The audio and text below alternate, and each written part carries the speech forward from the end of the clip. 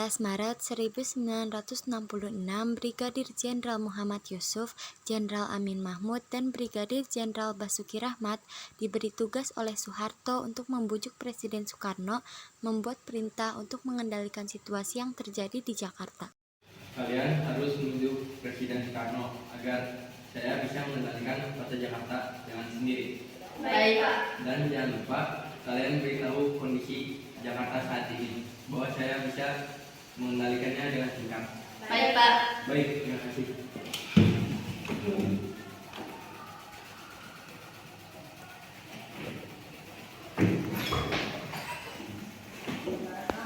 Sesampainya di Bogor, 3 brigadir tersebut menuju ke Istana Merdeka untuk mendatangi Soekarno.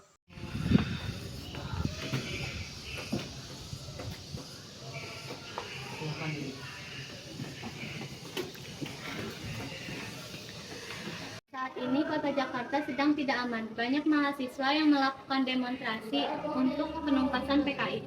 Saat ini kota sedang kacau. Lebih baik kita menggunakan keamanan. Bagaimana jika kota Jakarta di bawah kendali Jenderal Soeharto? Jenderal Soeharto bisa mengendalikan situasi kota Jakarta secara singkat.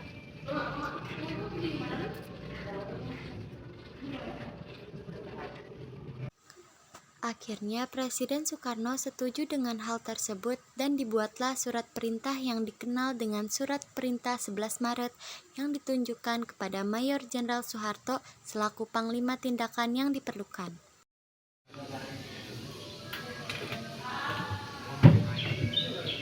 Tolong berikan ini kepada Jenderal Soeharto. Baik, Pak. Ketiga brigadir tersebut memberikan surat dari Presiden Soekarno kepada Soeharto melalui TNI AD.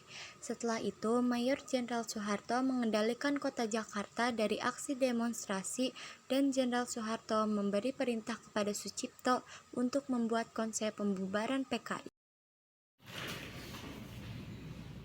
Silakan duduk. Saya ingin kau membuat konsep untuk membubarkan PKI, dan saya ingin menunjukkan PKI secepatnya. Baik, Pak. Saya akan melaksanakan tugas sebaik mungkin. Sore, Pak. 1 tahun kemudian, Soeharto diangkat menjadi pejabat presiden oleh MPR sementara, sesuai dengan TAP MPRS nomor 33 MPRS 1967 tentang pencabutan kekuasaan pemerintah negara dari Presiden Soekarno mengangkat Letnan Jenderal Soeharto sebagai pejabat presiden. Demi Allah, saya bersumpah akan memenuhi kewajiban Presiden Republik Indonesia dengan seadil-adilnya, memberikan Undang-Undang Dasar dan peraturannya dengan seluruh sumpah, serta berbakti pada nusa dan negara.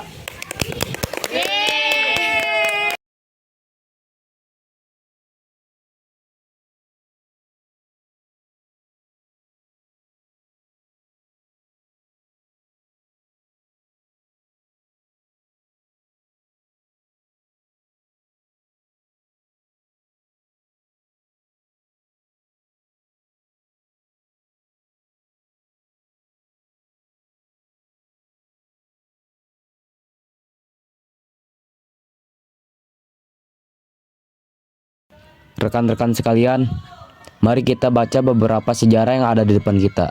Beban kita adalah membebaskan rakyat dari penderitaan hidup sehari-hari. Beban kita adalah membuat rakyat yang mengganggu untuk mempersilahkan kesempatan kerja dan pembangunan perekonomian yang tidak menguntungkan rakyat. Sama generasi muda memikirkan masa kini dan masa depan. Ringkasnya, beban sejarah kita adalah menggalangkan keberanian rakyat untuk menyuarakan diri. Sekali kita, maka selamanya kita akan menjadi warga negara yang dikutuk sejarah.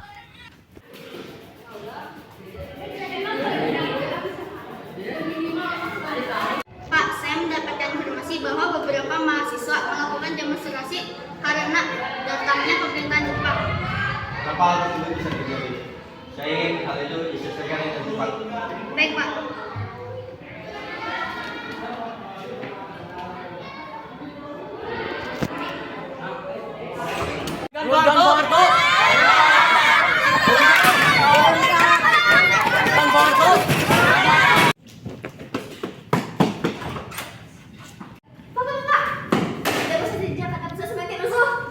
Wah, kita bisa kena tuduh.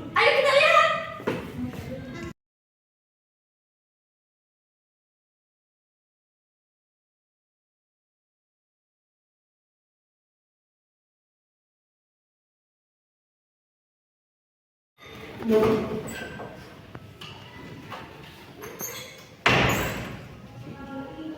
apa Bapak manggil saya kemari? Peringatkan Hariman Siregar tentang sanksinya tersebut. Baik Pak. Hariman, silakan. Baik, Pak. Hariman, keadaan sekarang semakin gawat. Siapa yang melakukan itu? Itu bukan kami, Pak. Lalu bukan langkah kamu yang ada pada saat itu? Berdasarkan kebakaran itu bukan olah mahasiswa, Pak. Kami akan mencoba menyusut bagian dari masyarakat. Baik Pak.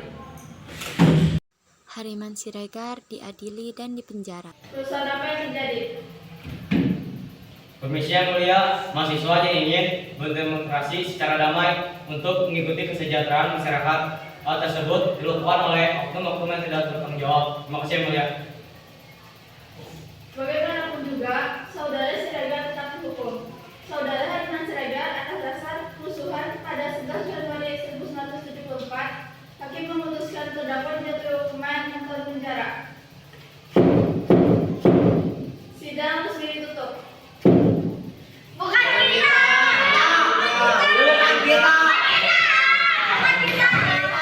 Masa perubahan Orde Baru ke masa reformasi di tahun 1998 terjadi demo yang menyuruh Soeharto mundur dari jabatannya sebagai presiden.